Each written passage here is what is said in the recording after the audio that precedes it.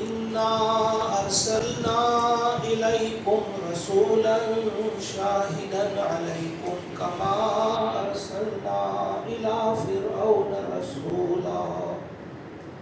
فعصى فرعون الرسول فأخذناه أخذا وبيلا صدق الله العظيم.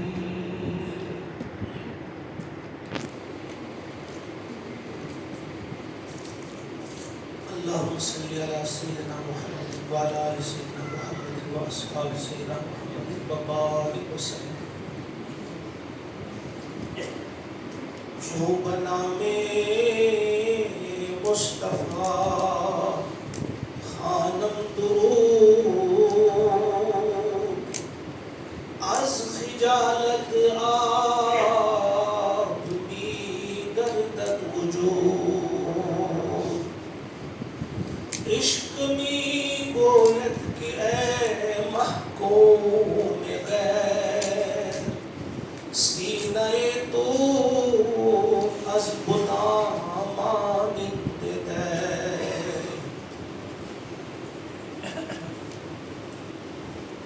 تانداری از محمد رنگ و بو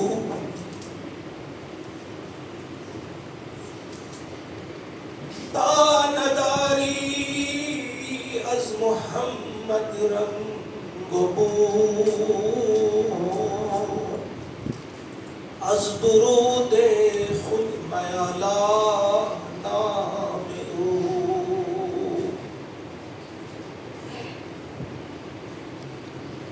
قوت عشق سے ہر پست کو بالا کر دے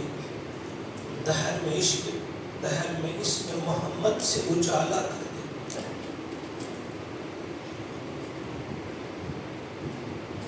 قابل عزت مولانا اعجاز اسلم صاحب میرے بزرگ ساتھیوں نوجوانوں اور عزیز بچوں ایک کوشش ہم نے کی کہ کسی طرح سے ہماری یہ نئی پود نئی نسل محمد الرسول اللہ صلی اللہ علیہ وسلم کے ساتھ جڑ جائے. اس کے لیے پچھلے سال بھی ہم نے سیرت ٹیسٹ کا انعقاد کیا تھا. محمد عربی صلی اللہ علیہ وسلم کتاب کا نام جو تھا پچھلی بار اور آج حیات طیبہ. ٹیسٹ ابھی لاسٹ فرائیڈے کو ہوا تو پھر ہم نے سوچا کہ پرائز ڈسٹریبیوشن اس موقع پہ ہم سیرت کا ایک پروگرام بھی کریں اپنے بزرگوں کو بھی یا وہ لوگ جو سیرت اس ٹیسٹ میں حصہ نہ لے سکے کچھ نہ کچھ وہ سن سکے اور اس قسم کی مجلس کا انعقاد ہم نے کیا. اکثر ہمارے دوست کہتے رہتے ہیں ہم سے پوچھتے رہتے ہیں کہ بہت ہمیں پتہ ہے خبر ہے لیکن ہمارا رویہ پھر بھی ہماری اس علم کے خلاف گویا ہم عمل کے میدان میں بہت پیچھے. تو پہلے بھی میں یہ کہہ چکا ہوں کہ دراصل محنت جو کی ہے ہم نے وہ دماغوں پہ کی ہے. بات ہم نے سمجھی ہے سمجھانے کی کوشش کی ہے اور سمجھ بھی چکے لیکن دل جو ہے دلوں پہ محنت نہیں ہوگی. اس کے لیے اس قسم کی مجلسوں کا ضروری ہے. اگر تھوڑی دیر 1-2 گھنٹہ انسان بیٹھ جائے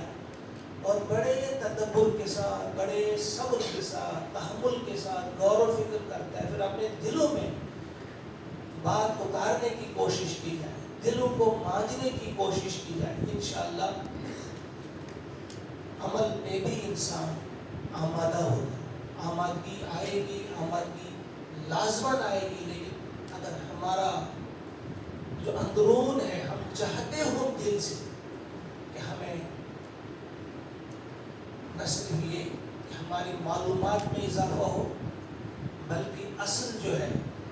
وہ یہ کہ ہم اس راہ کے راہی بنے جس کا تقاضا کرتا ہے یہ دین، جس کا تقاضا کرتا ہے اللہ، جس کا تقاضا کیا ہے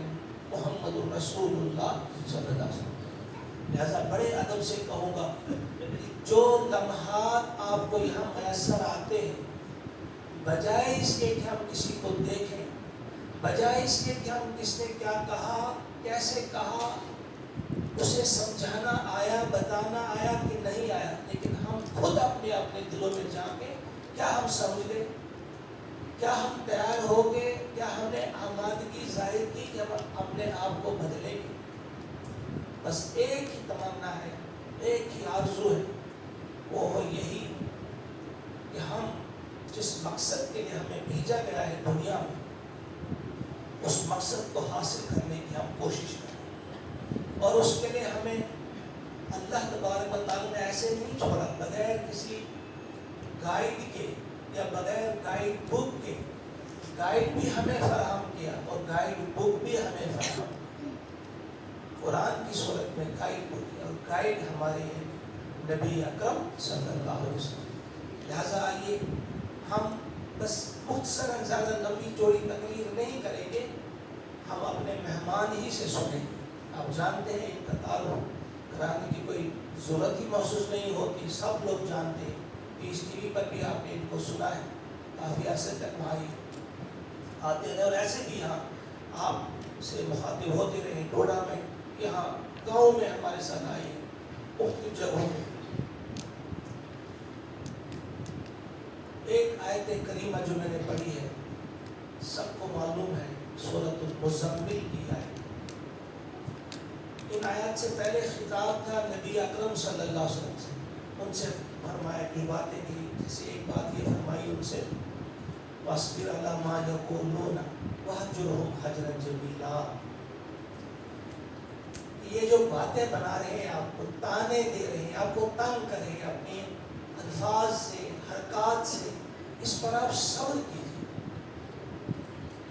اور ان سے وَاهْجُرْهُمْ هَجْرًا جَمِيلًا، بڑی خوبصورتی کے ساتھ ان سے ذرا دوری اختیار کیجیے، وہ ان کو نظر انداز کر دیجیے، اور اس کے بعد ان کے لیے میں نے کیا کیا رکھا ہے،